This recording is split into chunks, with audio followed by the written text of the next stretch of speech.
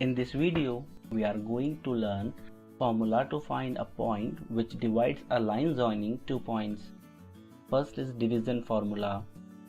Now, if a point P divides internally, then we have different formulas. Here, point P divides line AB in two parts, M and N.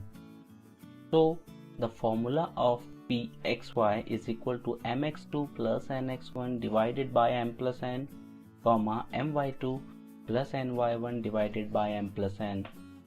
If a point P divides externally, then we have a formula P x comma y is equal to m1x2 minus m2x1 divided by m1 minus m2, m1y2 minus m2y1 divided by m1 minus m2.